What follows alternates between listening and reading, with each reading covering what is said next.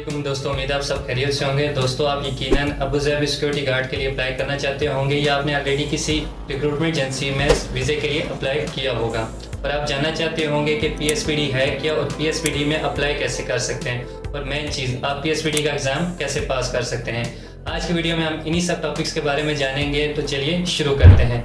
सबसे पहले तो ये सवाल आता है कि आपको पीएसपीडी सिक्योरिटी गार्ड की जॉब करनी क्यों चाहिए। इसका सिंपल सा एक जवाब है प्रोफेशनलिज्म।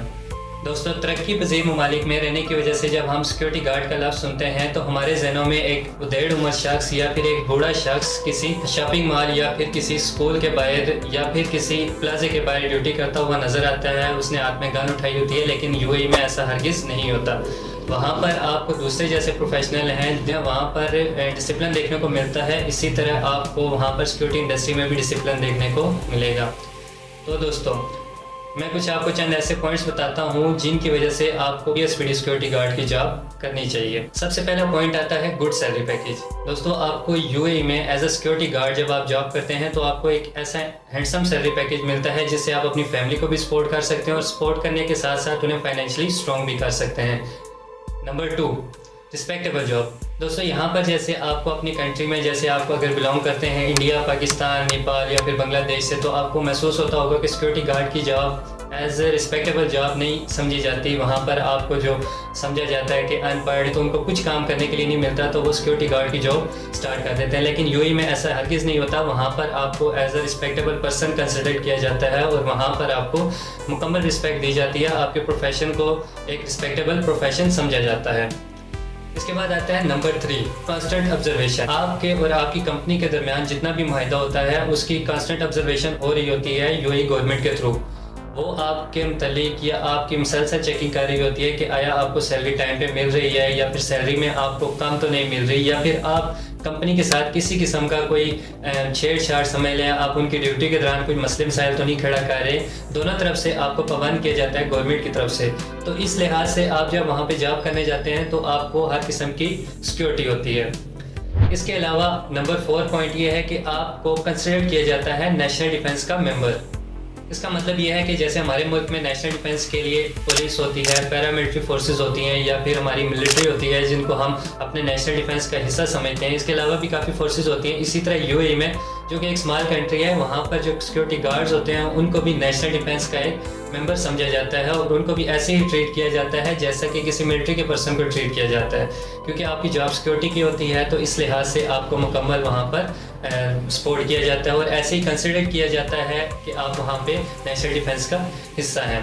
ठीक है। उसके बाद जो नंबर 5 पॉइंट है वो ये है कि आप सैलरी के ऊपर चीट नहीं हो सकते। जैसा कि मैंने पहले आपको बताया कि वहाँ पर आपको कांस्टेंट ऑब्जर्वेशन हो रही होती है गवर्नमेंट की तरफ से या जो मुतल्लिक़ इदारे हैं उनकी तरफ से आपकी मुकम्मल कांस्टेंट ऑब्जर्वेशन होती है। तो इसका मतलब ये है कि आप सैलरी पर चीट नहीं हो सकते। आप जब कंपनी, किसी भी सिक्योरिटी कंपनी में अप्लाई करते हैं, वहाँ पर जाते हैं, तो आपको वहाँ पर जितनी भी सैलरी वहाँ पे आपके एग्रीमेंट में लिखी होती है, तो आपने जब वहाँ पर सिग्नेचर किए तो उससे कम सैलरी आपको नहीं दे सकते। रैदर कुछ चीज़ें ऐसी हैं कि आप अगर छुट्टी करते हैं या फिर आप कुछ एक्स्ट्रा लीव्स लेते हैं कंपनी की तरफ से, तो आपको उस पर आपकी कट जाएगी सैलरी, लेकिन ओवरऑल आपको सैलरी अपने मुकम्मल मिलेगी और टाइम पे मिलेगी। अगर आपको टाइम पे नहीं मिलेगी तो आपके पास ऑप्शन है कि आप मुतल्लिक़ा किसी भी इदारे में जाके कंप्लेन कर सकते हैं। दोस्तों, सबसे पहले तो हम बात करते हैं कि यूएई में ओवरऑल किस तरह का सिक्योरिटी सिस्टम चलता है। यूएई में बुनियादी तौर पर 2 किस्म के सिक्योरिटी सिस्टम चलते हैं, जिनमें से एक है डीपीएस और दूसरा है पीएसपीडी। डीपीएस का मतलब है दुबई प्रोटेक्टिव सिस्टम, जिसको आजकल हम सीरा के नाम से जानते हैं। जैसा कि ये नाम से ज़ाहिर है कि ये जो सिक्योरिटी सिस्टम है ये सिर्फ दुबई में एप्लीकेबल है। दूसरा जो सिस्टम है पीएसपीडी, उसका मेन लफ्ज़ है पीएस कोड, जिसको आमतौर पर लोग नहीं पढ़ते, उसको जनरली वो लोग मतलब पीएसपीडी के नाम से ही जानते हैं। पीएस कोड का मतलब है private security company organisation department, जिसको हम पीएसपीडी के नाम से जानते हैं। पीएसपीडी का लफ्ज़ी मतलब है प्राइवेट सिक्योरिटी बिजनेस डिपार्टमेंट। और ये जो पीएसपीडी सिक्योरिटी सिस्टम है, इसको यूएई में जितनी भी सिक्योरिटी कंपनीज़ हैं इनकी छतरी समझा जाता है। आसान अल्फाज में ये मतलब है कि जितनी भी सिक्योरिटी कंपनीज़ हैं यूएई में, जो आप सिक्योरिटी गार्ड्स डिफरेंट जगह पे फराहम करती हैं, वो सारी की सारी पीएसपीडी को जवाबदेह होती हैं। और ये सिक्योरिटी कंपनीज यूएई में दुबई को छोड़कर जितनी भी बकाया 6 अहम रियासतें हैं अरब अमीरात की, उनको ये सिक्योरिटी गार्ड्स फराहम करते हैं, जिनमें शामिल है Ajman, Abu Dhabi, Sharjah, Umm al Quwain, Ras al Khaimah, Al Fujairah. ये सारी स्टेट्स को ये सिक्योरिटी गार्ड्स फ्राहम करते हैं। आइए ज़रा इस बात को समझते हैं कि PSPD इदारे को बनाने की वजह क्या थी और इसको कब बनाया गया और इसकी जो बेसिक हिस्ट्री है वो हम सबसे पहले समझ लेते हैं, ताकि उसके बाद हम ये चीज़ तय करने में आसानी हो कि आया हम PSPD के लिए एप्लीकेबल हैं या हम PSPD के लिए अप्लाई कर सकते हैं या नहीं कर सकते। UAE में निजी और सरकारी इमलाक के तहफ़्फ़ुज़ के लिए सिक्योरिटी गार्ड्स को हायर करने की एक तफसीली तारीख मौजूद है। शुरू में UAE में जितनी भी कंपनीज थी वो अपने लिए डेवलपिंग कंट्री के जैसे ही किसी वॉचमैन को हायर कर लेती और उसे सैलरी पे रख लेती थी। लेकिन स्टार्टिंग में जो सिक्योरिटी इंडस्ट्री UAE में थी उसमें जो आपका वॉचमैन है या सिक्योरिटी गार्ड है उसको बहुत ज़्यादा कोई अच्छी सैलरी नहीं मिलती थी और वो भी ऐसे ही ड्यूटी करता था जैसे अब तरक्की पज़ीर ममालिक में डिफरेंट वॉचमैन या सिक्योरिटी गार्ड्स होते हैं। लेकिन साल 2001 में UAE गवर्नमेंट ने सिक्योरिटी इंडस्ट्री की बढ़ती हुई मांग को देखते हुए एक लॉ पास की है जिसे प्राइवेट सिक्योरिटी रेगुलेशन का नाम दिया गया और बाद इसको PSPD का नाम दिया गया।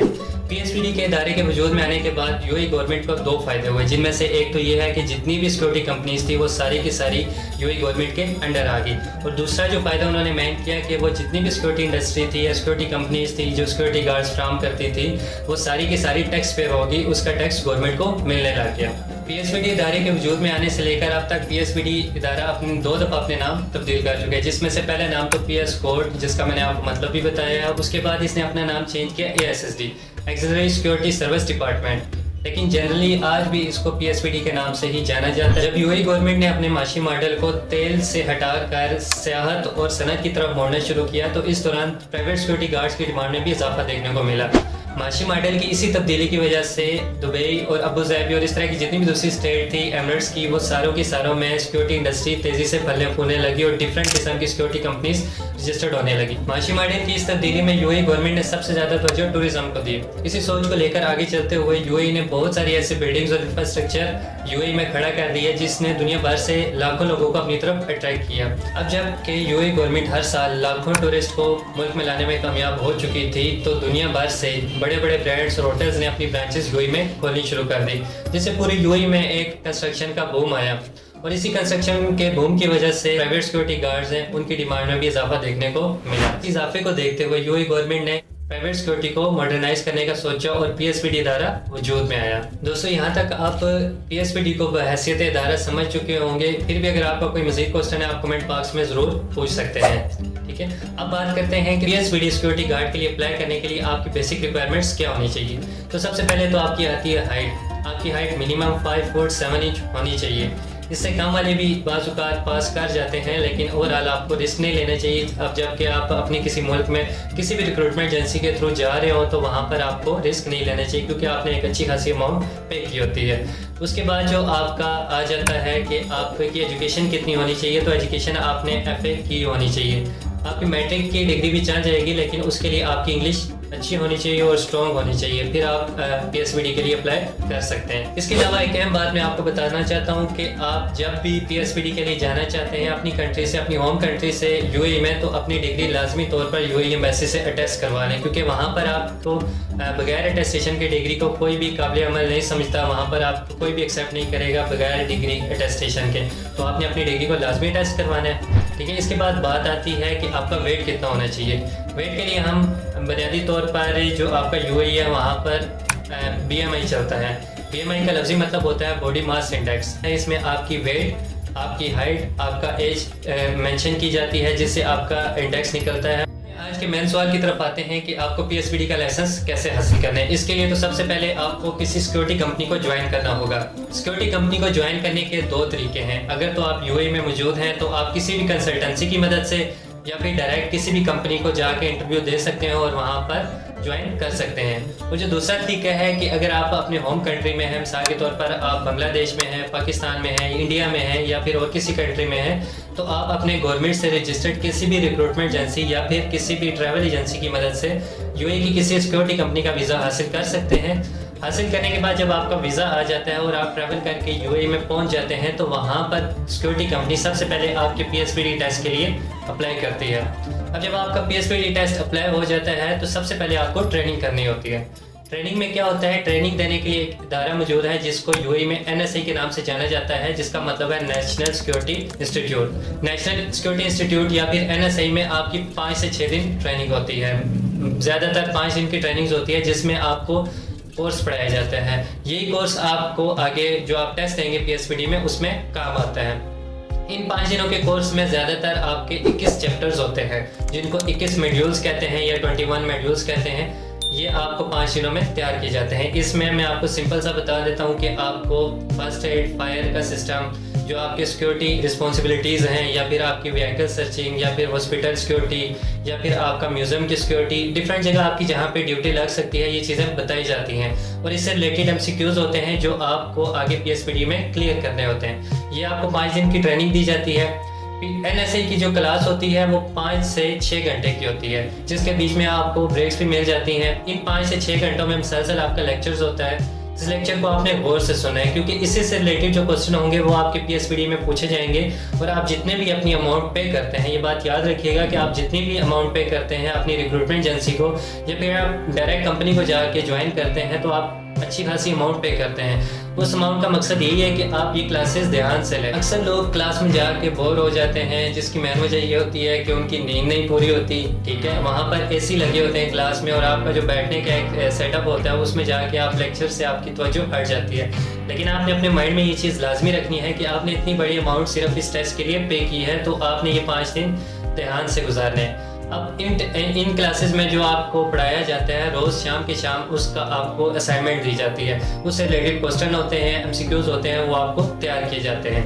अब जब आपके 5 दिनों की NSA की ट्रेनिंग कंप्लीट हो जाती है, तो आप सिक्योरिटी कंपनी जिसमें आप गए होते हैं या अप्लाई किया होता है, वो आपके PSPD टेस्ट के लिए आगे अप्लाई कर देती है। जब कंपनी आपके PSPD टेस्ट के लिए अप्लाई कर देती है, तो फिर आपको टेस्ट के लिए PSPD के इंस्टीट्यूट में ले जाया जाता है। दोस्तों एक बात याद रखें कि वहाँ पर आपका कोई रिटन टेस्ट नहीं होगा, बल्कि जितना भी थ्योरी का टेस्ट होगा वो सारा का सारा कंप्यूटर बेस होगा। कंप्यूटर बेस में आपको MCQs दिए जाएंगे जिसके आपने करेक्ट आंसर पे टिक करना होगा। सबसे पहले तो जब आप PSPD टेस्ट के लिए जाते हैं, तो वहाँ पर आपकी फिजिकल फिटनेस चेक की जाएगी। फिजिकल फिटनेस में आपकी रनिंग चेक की जाएगी, आपकी जंपिंग चेक की जाएगी, आपके पुशअप्स देखे जाएंगे। जो आपकी रनिंग होगी वो आप ये समझ लें, उसका कोई एग्जैक्ट फिगर नहीं होता कि कितने मीटर आपको दौड़ना पड़ता है, लेकिन आप ये समझ लें, अपने जहन में एक एस्टिमेट लगा लें कि 50 मीटर का एक यार्ड होता है, जिसके आपने 5 से 6 चक्कर लगाने होते हैं। इन 5 से 6 चक्कर के दौरान जब आप यार्ड के एक कोने से लेकर दूसरे कोने तक पहुँचते हैं, तो वहाँ पर आपसे फौरन से पुशअप्स कराए जाते हैं। ये आपकी फिटनेस चेक करने के लिए होता है। अब ये कितने पुशअप्स कराए जाते हैं, 2 से 3 कराए जाते हैं, लेकिन बाज़ बात ये ज़्यादा भी हो सकते हैं। डिपेंड करता है कि आपका इंस्ट्रक्टर आपसे किस तरह का टेस्ट ले रहा है। लेकिन मेरा मशवरा ये है कि आप जाने से पहले 8 से 10 दिन पुशअप्स की ट्रेनिंग करें, जिससे आपके पुशअप्स 15 से 20 एट अ टाइम आप निकालने के काबिल हो सकें। रनिंग के बाद आपकी आ जाती है जंपिंग। जंपिंग के लिए भी कोई एग्जैक्ट जो आपकी लेंथ नहीं होती, लेकिन आप ये समझ लें कि 2 से 3 मीटर का जो आपका 2 मीटर तक आपकी जो जंपिंग है वो लाजमी की लाजमी होगी, तो वो आपने जंपिंग क्लियर करनी होगी। उसके बाद जो तीसरी चीज़ आ जाती है वो आ जाती है वेट स्लाइडर। जैसे कि आप स्क्रीन पर देख रहे हैं, इस तरह आपको वेट को स्लाइड करके लेके जाना होगा एक कोने से दूसरे कोने तक, फिर आपको वापस स्टार्टिंग पॉइंट पे लेके आना होगा। अब जब आपकी फिजिकल जो फिटनेस है वो चेक कर ली जाती है, तो नेक्स्ट आपको कंप्यूटर टेस्ट के लिए बिठा दिया जाता है। लेकिन उस दौरान आपको 1 घंटे की ब्रेक दी जाती है। बाज़ बात आधे घंटे की भी हो सकती है, लेकिन मैक्सिमम 1 घंटे की आपको ब्रेक मिल जाती है। ब्रेक मिलने के बाद आपका कंप्यूटर के ऊपर MCQs का टेस्ट होता है।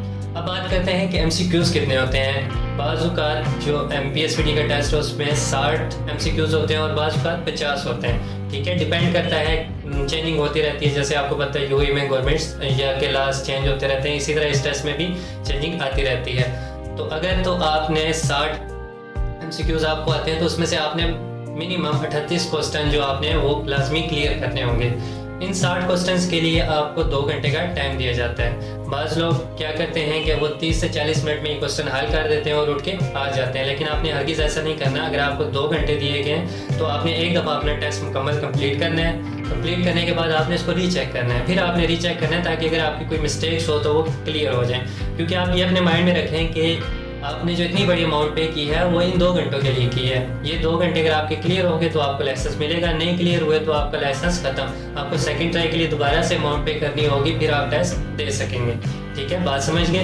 अब बात ये है कि आपने ये टेस्ट क्लियर करना है। इसमें अगर आपको मैं मोटा मोटा बता दूं कि आपको 100 में से 75 नंबर लाजमी उठाने होंगे, मतलब कि 75% मार्किंग आपकी लाजमी ओके होनी चाहिए। अगर आपके 50 MCQs हैं, 60 MCQs हैं, उस हिसाब से वेरी करता है, डिपेंड करता है कि कितने MCQs हैं। अब जब आप अपने MCQs क्लियर कर लेते हैं, टाइम ख़त्म होने लगता है, तो आप इसको सबमिट कराएंगे। जैसे ही आप सबमिट के बटन पे क्लिक करते हैं तो फ़ौरन से पहले आपका रिजल्ट सामने शो हो जाता है। इसके लिए आपको कोई वेट नहीं करना पड़ता कि 2 दिन बाद रिजल्ट आएगा, 3 दिन बाद आएगा। आपको फ़ौरन से पहले रिजल्ट आपको आपकी स्क्रीन पे शो हो जाता है।